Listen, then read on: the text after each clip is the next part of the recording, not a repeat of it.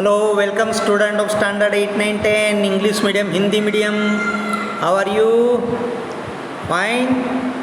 Okay, let's start now. Last time we already learned simple past tense sentence like this. The special commando surrounded in the building. The building was surrounded by the special commandos, and an accident was seen by me yesterday.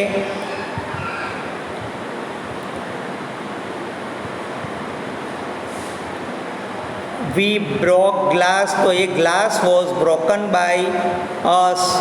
ये simple past tense हमने किया था, बराबर। अभी उसके आगे अपन लेते हैं ये सिंपल पास्ट टेंस के जो सेंटेंस है उसको नेगेटिव में कैसे बनाया जाए और इंट्रोगेटिव में कैसे बनाया जाए वो हम सीखते हैं।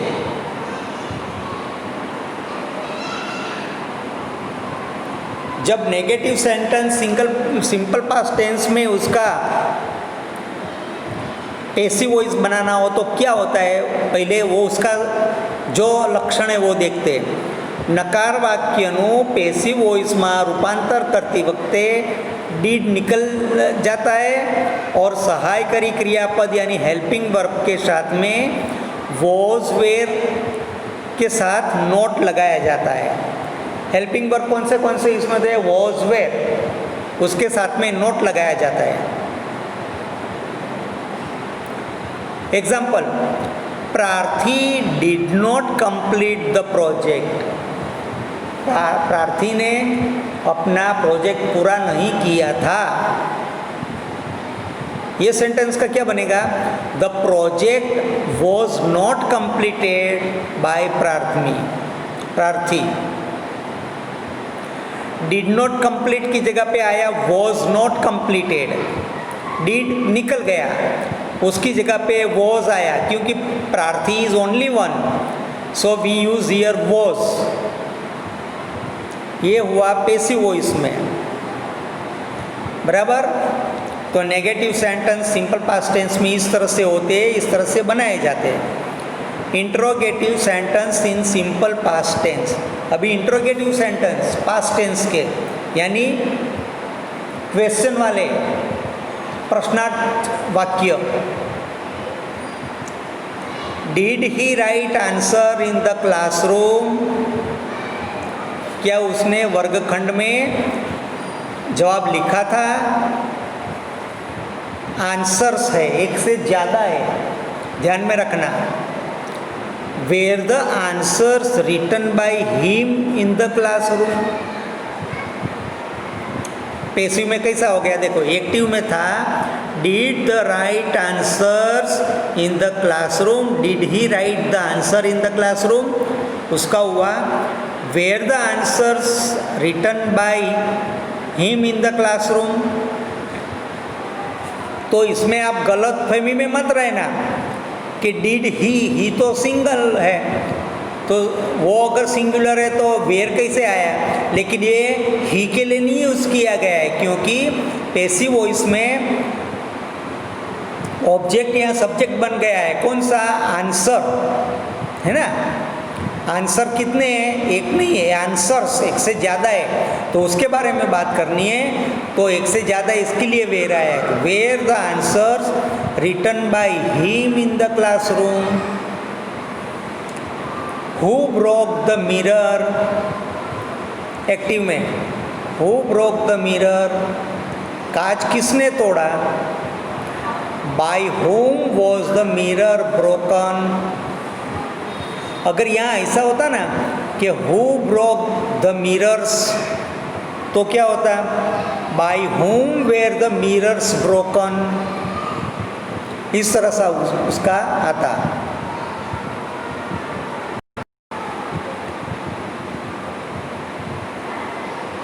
अभी कंटिन्यू प्रेजेंट टेंस लेते हैं। कंटिन्यू प्रेजेंट टेंस के अंदर कैसे होता है, वो दोनों के यहाँ स्ट्रक्चर दिए।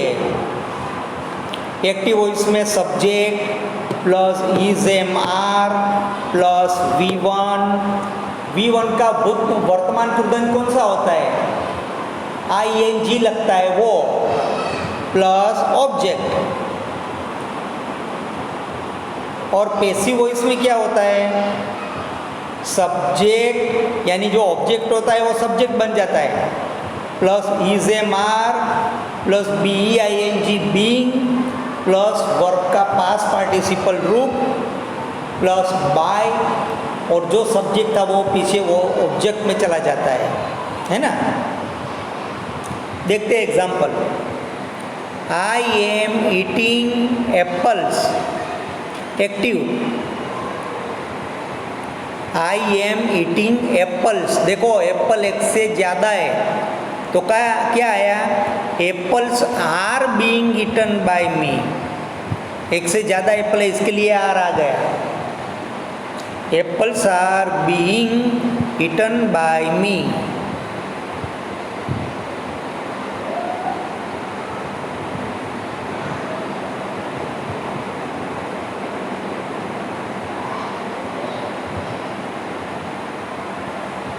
Mister Sharma is teaching English.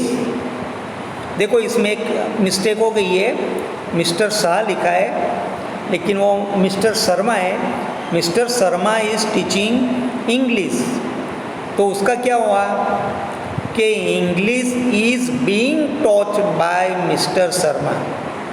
English is being टॉच्ड by mister Sharma.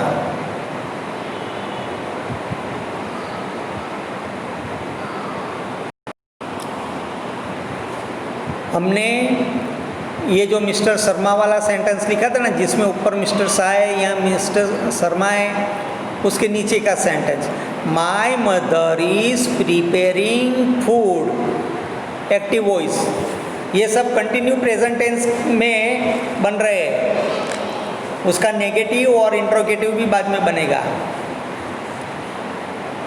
Food is being prepared by my mother, food is being prepared by my mother।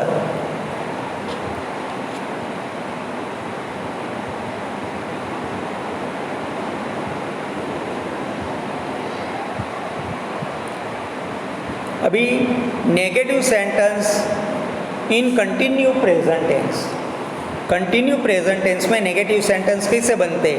नकार वाक्य का पैसिव वॉइस में रूपांतर करते समय कर्ता के मुताबिक helping verb is am are उसके साथ में नोट लगाया जाता है। Example, I am not taking lunch, active voice में है ये। अभी लंच पहले आ गया। Lunch is not being taken by me, lunch is not being taken by me. जो ING होता है ना उसके साथ में BEING लगता है। ING वाले जितने भी सेंटेंस आएंगे कंटिन्यू प्रेजेंट टेंस के, उसमें पैसिव वॉइस करते समय आपको BEING बीइंग लगाना पड़ेगा पास्ट पार्टिसिपल रूप के पहले।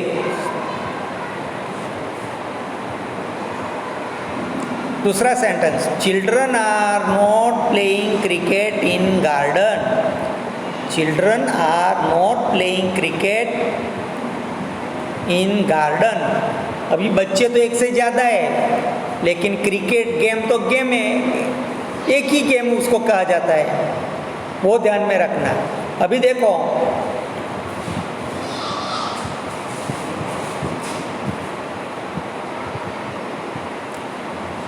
Cricket is not being played by children in garden.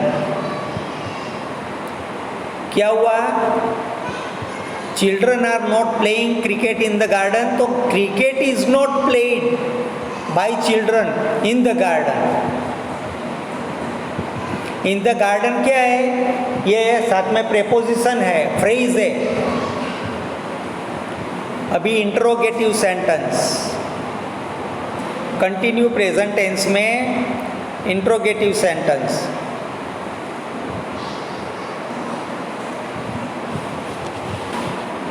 is playing cricket in the playground. Is he playing cricket in the playground? Interrogative sentence है. Is he playing cricket in the playground? Active में तो क्या आएगा? Is cricket being played by him in the garden or in the playground? Is cricket being played by him in the garden?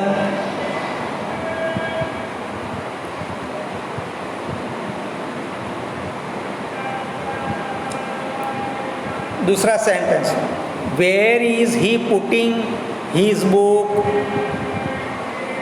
Where is he putting his book?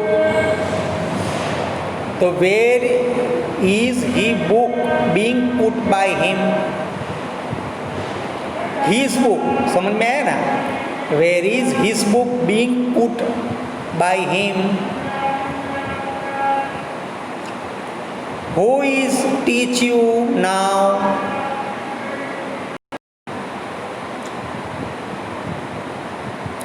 Who is teaching you now?